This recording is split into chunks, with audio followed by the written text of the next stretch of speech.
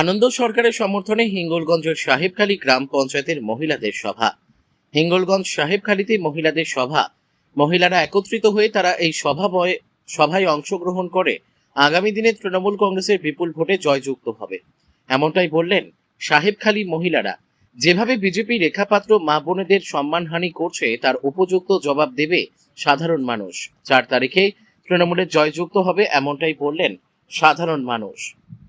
বসিরহাট থেকে প্রদীপ সরকারের report, big news Bangla. গ্রাম পঞ্চায়েতের যে মহিলা সভা ডাকা হয়েছে তৃণমূল কংগ্রেসের নেতৃত্বে এবং আনন্দ সরকারের সমর্থনে, আজকের মহিলাদের যে উপস্থিতি তাতেই প্রমাণ করে দিয়েছে যে সাহেবখালী অঞ্চল এবং হিঙ্গলগঞ্জ বিধানসভার মধ্যে অত্যন্ত শক্তিশালী অঞ্চল। এখানে তৃণমূল কংগ্রেস ছাড়া অন্য কোনো রাজনৈতিক দলের স্থান নেই, কারণ বহিরাগত রেখাপাত্র সম্পূর্ণ অশিক্ষিত, অজ্ঞ, রাজনীতি সম্বন্ধে যার কোনো ধারণা নেই, সেই অশিক্ষিত মহিলাকে কেউ চায় না।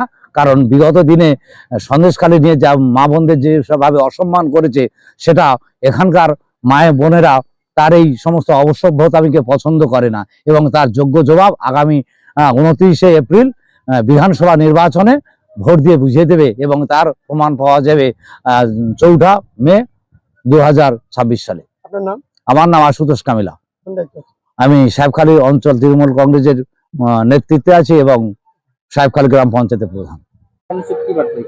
সাধারণ মানুষ এই বার্তাই দিয়েছে যে আমাদের পশ্চিমবাংলার মাননীয় মুখ্যমন্ত্রী মমতা বন্দ্যোপাধ্যায় তার মনোনীত প্রার্থী আনন্দ সরকার মহাশয়কে এই বার্তাই আজকে দিয়েছে। মহিলা সভা ছিল, এইটা একটাই বার্তা যাচ্ছে, যেটা আমরা 50,000 ভোটে ব্যবধানে আমরা রেখাপাত্র বিজেপির প্রার্থীকে হারিয়ে আমাদের আনন্দ সরকারকে জিতিয়ে দিদির হাতে তুলে দেব।